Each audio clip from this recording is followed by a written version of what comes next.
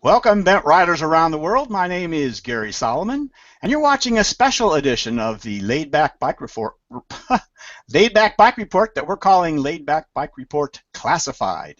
This is a little a new concept for us that we're trying out, a little experiment. So we'll see how it works out. We're looking for you to all to watch, and if you're interested, to join us as well. To talk about your bike, your bent, your trike, whatever you happen to have that you like. If you happen to be selling a particular bike, come on and tell us about it, and we'll give out your email address, and people can contact you about that. So there went my motorcycle. Now, I think someone just joined us. Let me mute them. We'll work on that later. In any case, as I said, no. Oh, was that you out there, Larry? Okay. As I said, this is kind of an experiment. It's not going to be as highly produced. And it might get a little rough here, but stay with us. I hope you'll have a good time. We're going to try to have a good time here. So the first person that contacted me and said they wanted to talk was a gentleman named Larry Hager. Larry is in Alberta, Canada, and he's live with us right now. Let me go ahead and present Larry so everyone can see him. There you go, Larry. There he is. Larry, tell us a little bit about yourself and your and how you are involved with the bent world. Hi, welcome to the Great White North. I'm probably the most northern recumbent dealer in North America, and I've been riding recumbents for about 15 or so years. Started with a Bike E, and then every year sort of traded that off and sold it, and got about 12 bikes in 12 years. And so I've ridden quite a bit of things, and as I was riding, we had people in our small town who saw me, of course, and then our little bike shop shut down in our little small town here, and the recumbent dealer that I bought from a lot in Bentley, Alberta, Renu Cycle. Grant is a great friend. He said, well, why don't you start doing bike repairs and stuff, because you know how to do that. And I said, oh, okay. So I started doing that, and more people got interested. And then I went to the first, with Cornell, and I took a Cornell Blue Coyote, and I took a trip down to that first, well, California, and we met a lot of people there for a ride, and several of the dealers there talked to me about, well, you should be selling trikes. And then I went to Todd again that next year, and some of them were saying, well, did you start yet? So I said, well, I don't know what to do. So they got me involved, and I became an ice dealer first, and then TerraTrike, and that's basically what I sell. Right, great. All right, let's see what you have there. So this is your shop that you're standing in front of right now. Can you show us your shop a little bit, and then maybe you can give us a little tour of the shop, and then I know you have one bike in particular that you want to talk about more specifically. So take us on a little tour of your bike there in Alberta, of your shop there in Alberta, I should say. I just moved into this space at the beginning of the summer, and so we're just moving into it. It's an old converted town fire hall, and we moved in, and I have 2 bays. I'm just going to switch the camera around here. There. And so this is my shop, and I also do windshield repair and replacement, and so the shop is conducive to that. Our market up here is still really tiny for recumbents, so I still have to do something to pay the bills for most of the year. But it's been really a lot of fun getting to be involved in the recumbents and stuff. And mostly we don't have a lot of stock because the manufacturers are really quick in getting stuff in for us. Ice, usually I get between 3 to 5 days, and TerraTrike, I usually get orders about 7 to 10 days. So that works out really good for that. So generally, then, Larry, what you have there are demos that you have for people to come in and ride, get an idea what it's about. Is that it? Yeah, we have 2 or 3 demos right now. I got 2. I sold my other one just the other day. It's getting towards the end of the season. So, but basically, I have a couple of ice. I have the Ice Adventure, and outside, which is I'm going to show is my Ice Sprinter Q. Then we usually have at least a rover and a Rambler in to give people a sort of an idea of what's there. And we let them come in and take it for a ride that can be gone for 20 minutes to an hour. It doesn't matter. We firmly believe that you got to ride them, like everybody else says on Bent Rider and stuff. You don't know what you're getting until you ride it, so take it quite a bit. Up here in Canada with the exchange rates and import duties and stuff, they can be quite hefty in price. So we say, well, ride it. So once it comes into Canada, it's yours. So we want to make sure. Larry, let me ask you about, especially since you're in Canada, I was wondering about the weather there year round, and what's your riding season generally there? Do people actually ride all year around on some of the trikes, or is there a specific kind of riding season, you would say? We tend to ride mostly in the summer, like everybody else does. Our season basically for the average person is end of April to maybe October, but in the last 2 or 3 years, we've had really warm weather, and so we've been riding since about mid-March to sometimes mid-November. So it's been really good. Plus, more and more people are riding throughout the winter. Our small town here, and even in the city of Edmonton, I'm just close by, most of the paths are paved or are plowed within 24 hours of it snowing. So, and more people are liking the trike idea because they don't have to worry about slipping or falling, and yet they can ride. So yeah, that respect certainly makes a lot of sense for trikes. Yeah.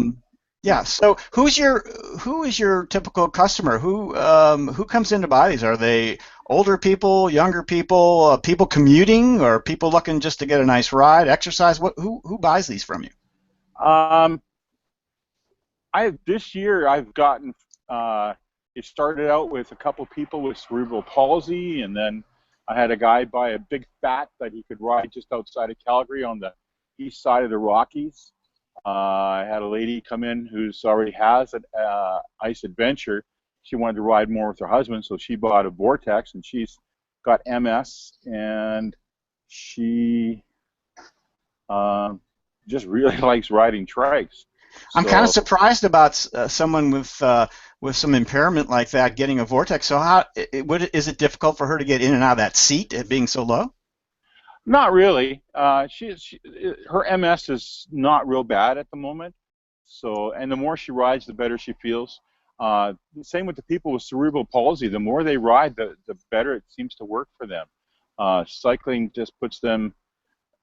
I was at a convention with a whole bunch of physiotherapists last fall, and the lady who spoke just before me mentioned how cycling really helps people with cerebral palsy.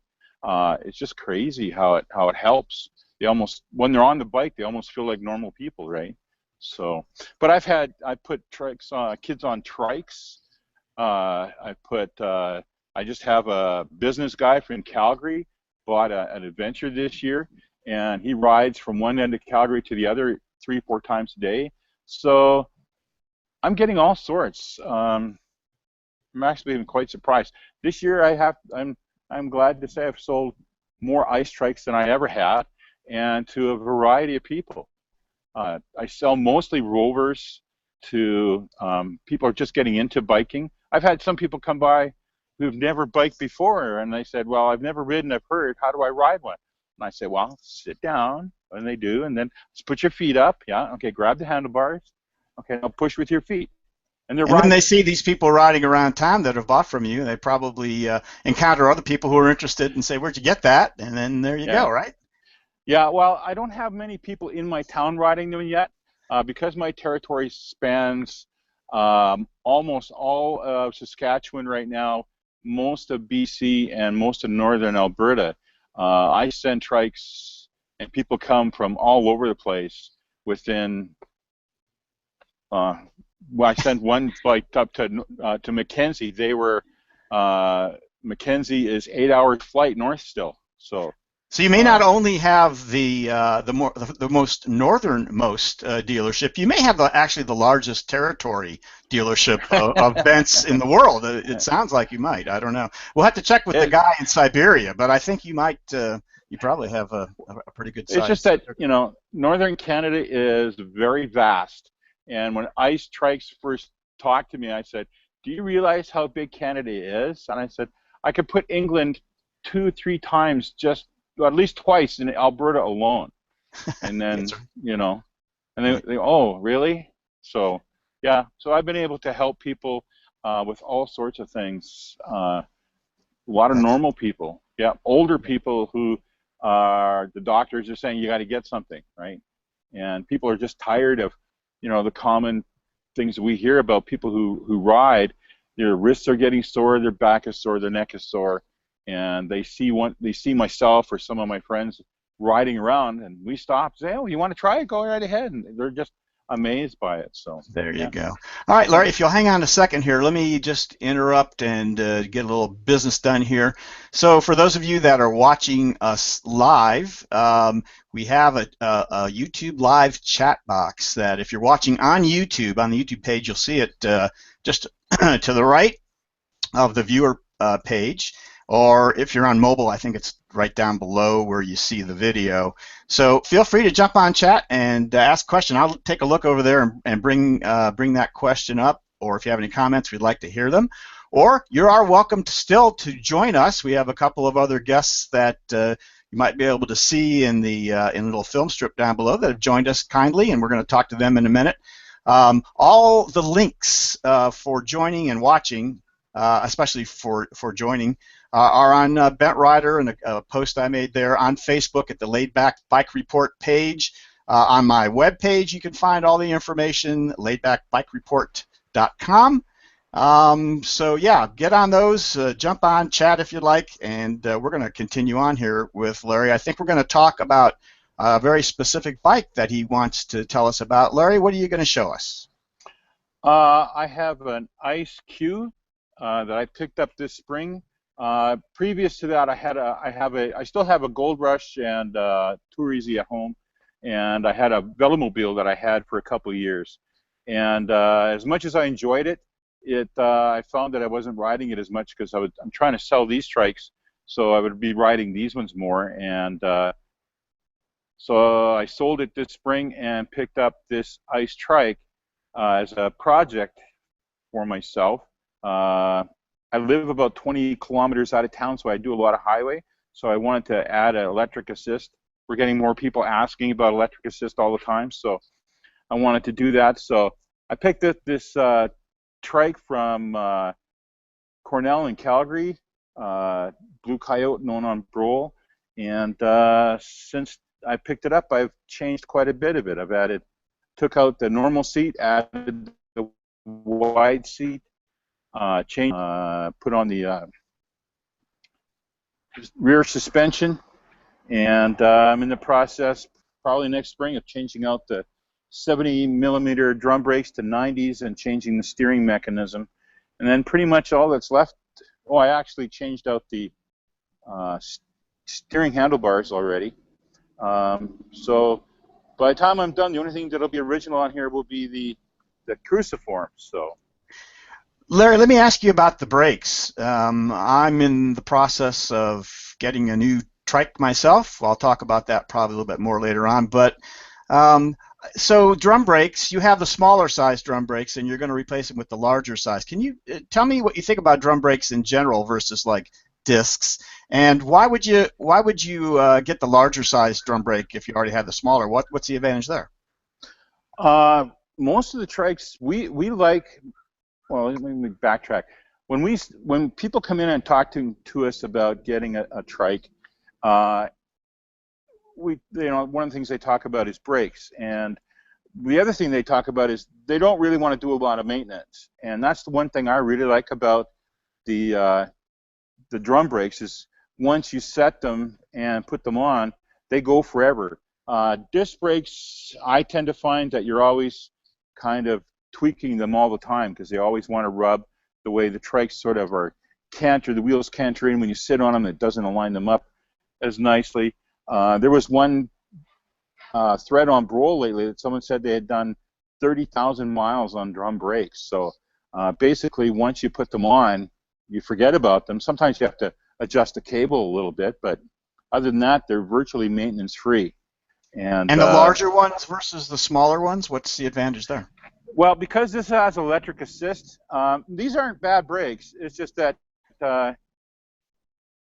most of the new stuff and whatnot is it's part of just upgrade-itis. I just want to upgrade to the newer stuff. And with the electric on here, I'm traveling upwards in the 35 to 40 kilometer, 50 kilometer range.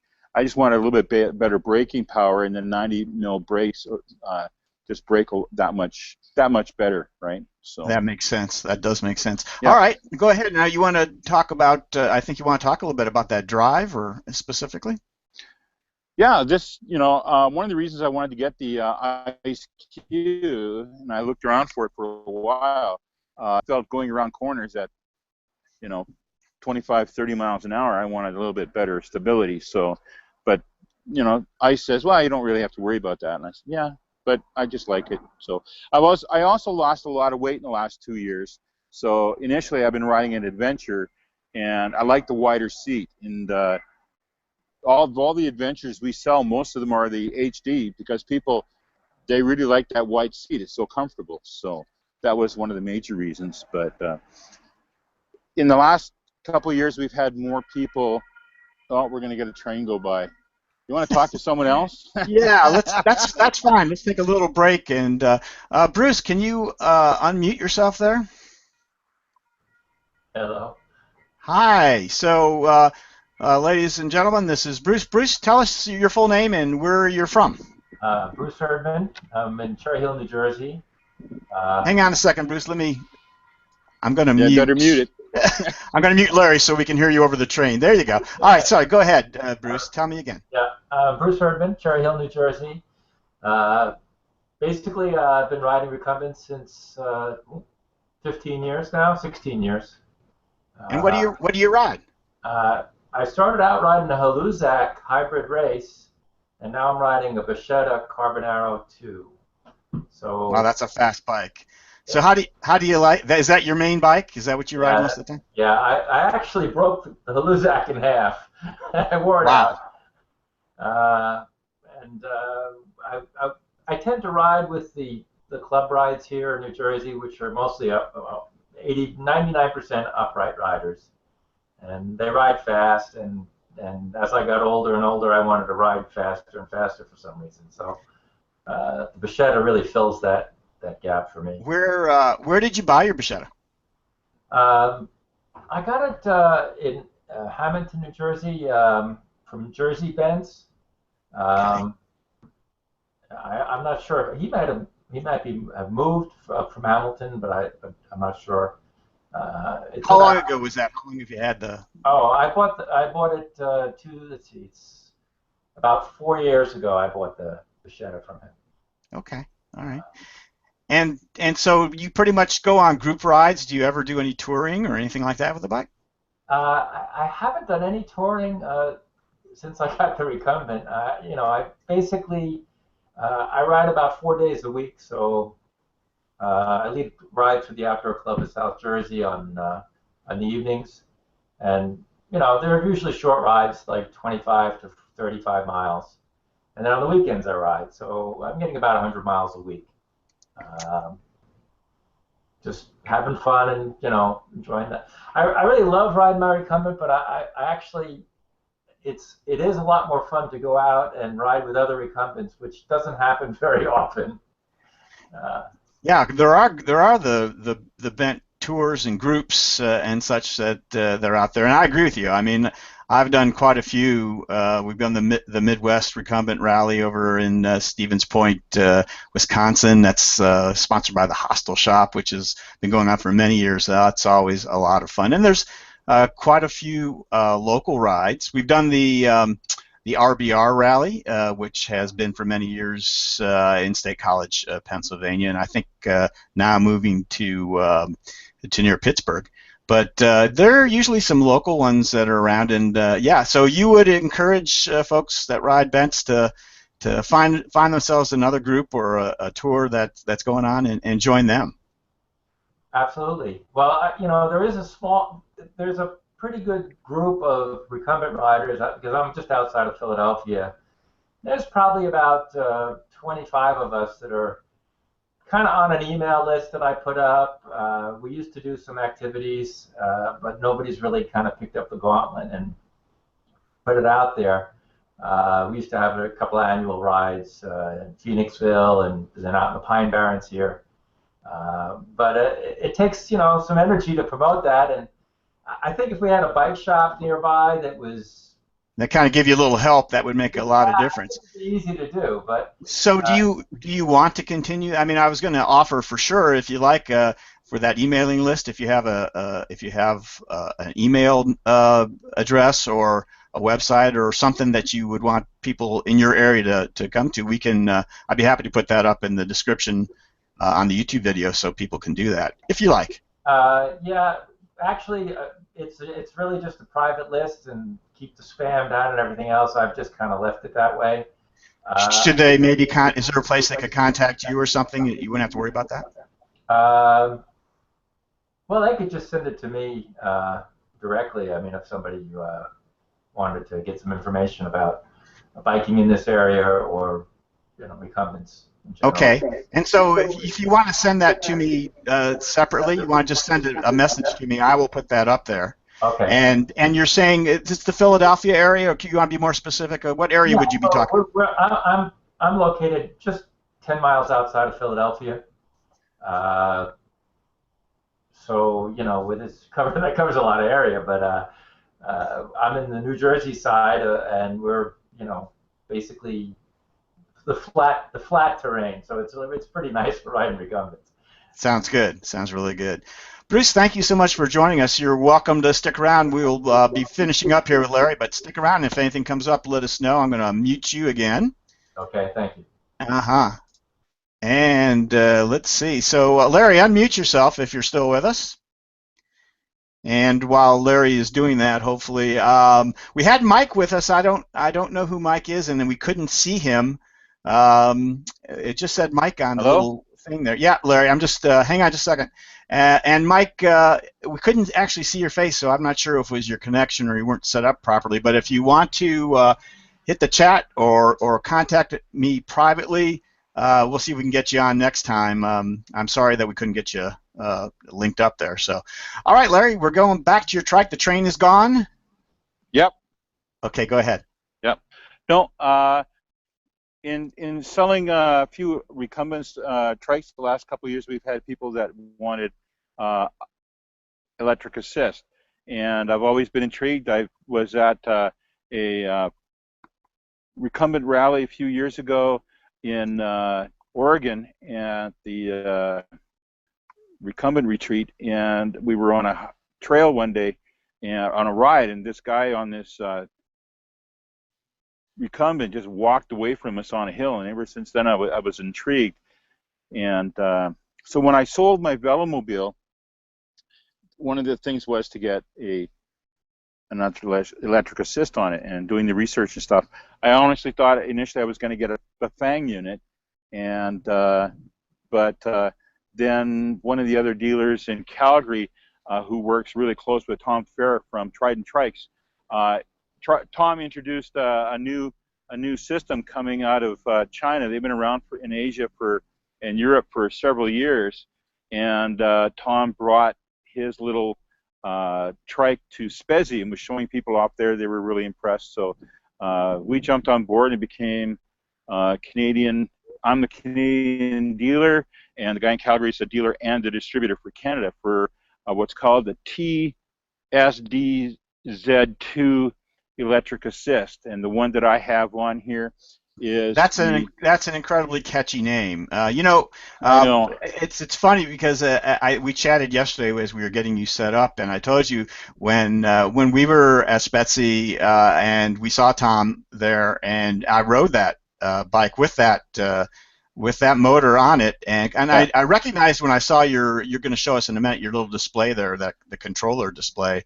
Yeah. And I never did get what the name of that e-assist was, and now I think I know why, because it's kind of crazy. So I'll send me the name of that and the link or something if you can. I'm going to put that in the description as well, so people can kind of take a look at what that motor's about if there is something like that. Larry, go ahead.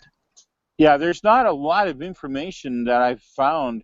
Alibaba had a little bit about it and stuff, but the way Rob at Fun West Sports is bringing them in for us here, he's talked to the manufacturer, and so the cabling there's no extra cable. It's done for what most trikes would need from the motor to the battery to the hub, the display. So the cabling is all really nice and appropriate for trikes, and so that's been a nice thing. The one that Tom had in Spezi was a 250 watt, and this is a 350 watt.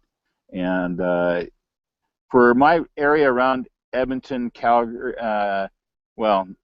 and Leduc here, it's pretty flat, so I really can torque pretty good on this thing. I average about 30 to 35 kilometers an hour for about 65 miles, I guess, would be yours, but about between 80 and 100 kilometers I can get on this thing. And it takes about 4 hours to charge the battery, but it's really nice. It's really nice and compact, as you can see, and really simple to operate. The one nice thing I like about this one over the Bafang is it has a collar that you can lock onto the boom so it doesn't rotate. So that's really nice. And then from there it goes from there to the battery box, and the battery is inside this ammo case, and I got this idea from the guys at Rose City Recumbents in Portland. I thought it was Larry, hang on a second. So. You know, it occurs to me since I see your logo on your little ammo case there that I don't remember that we had mentioned the name of your shop and everything, which is right there. So mention that again and tell us the name of your website or the address of your website, and I will also put that on. Yeah, well, it's, as you can see right there, my website, my name of my business is Renu Cycle, and we sort of say renew your passion for cycling, and we also do a lot of repairs on basic diamond frame bikes, so we get to renew their ride there. So you can find my website at renucycle.net. So there you go, and it's .net, so keep in mind. I've got a question from actually one of my panelists, Carl Kidd. Hi, Carl. He came late. He said he was interested. He's interested about the assist, and wants to know if it can fit on a two-wheel stick bent. If it has a standard bottom bracket, it will. This particular e-assist will fit on an ordinary diamond frame bike up to your standard bottom bracket. So if your stick bike has a normal bottom bracket, then yeah, it's really easy to put on. Yeah, you put the battery on the rack, I assume, and of course that battery probably weighs about as much as Carl's entire bike does. So I'm guessing he's not going to do this. I think the battery's about 4 pounds, 4 or 5 pounds. Not so bad. No, that's not so bad. I thought it was going to. The motor is about 3.5 pounds on the front end, and then the controller set up here. Pat Fran from TerraCycle, he had a new little arm here that he's prototyping, and he gave that to me to try out and stuff. So I appreciate Pat doing that sort of thing. But to turn the control panel on, just push the button there. Okay. You see that okay? Yeah. I'm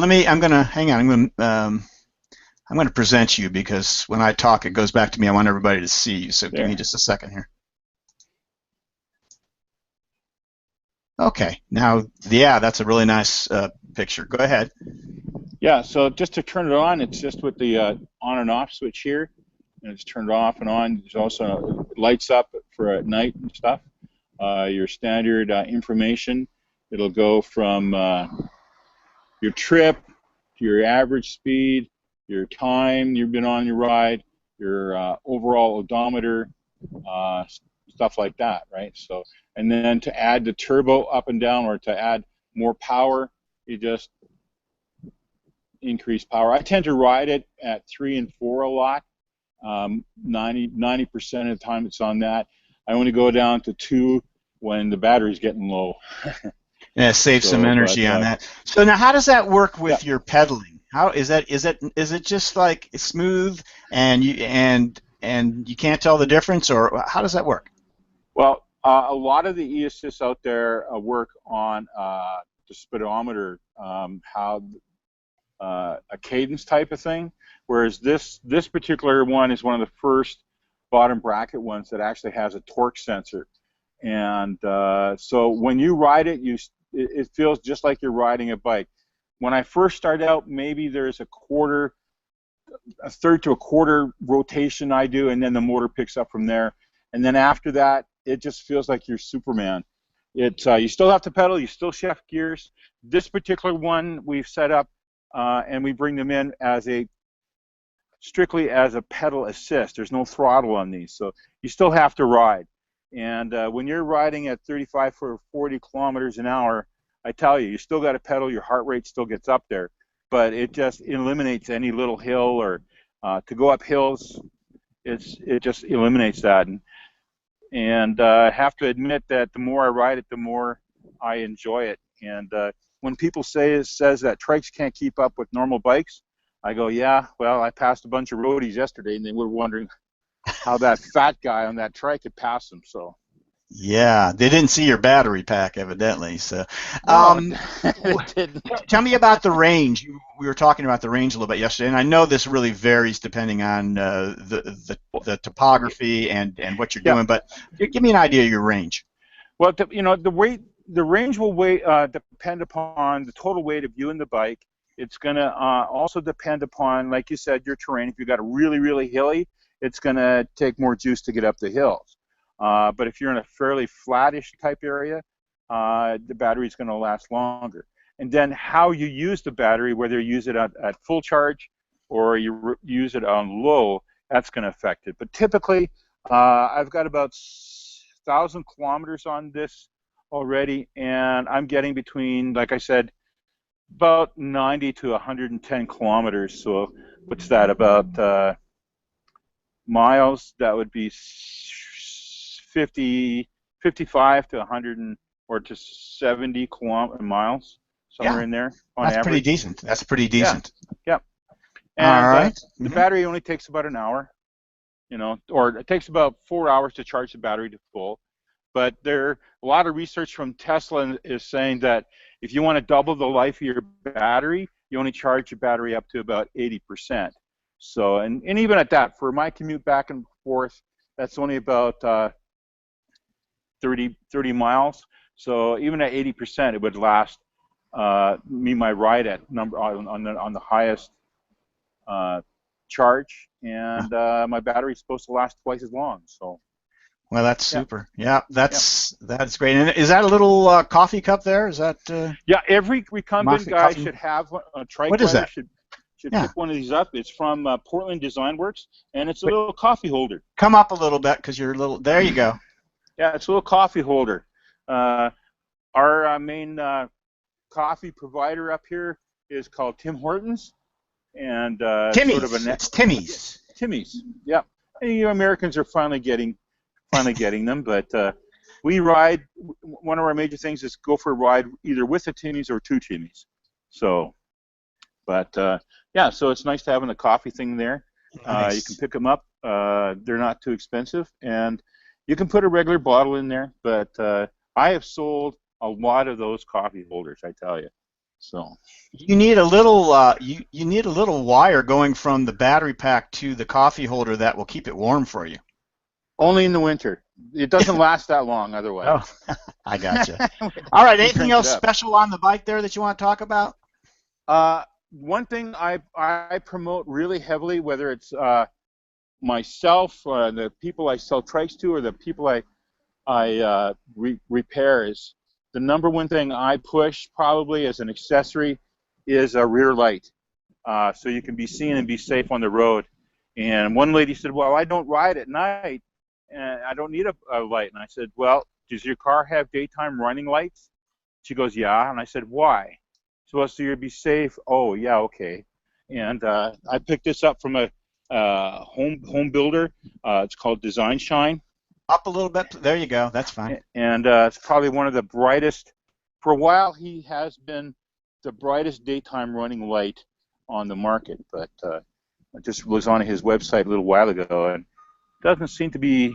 He's taken a break from building them. So there's still a few left on his site. They're called Design Shine.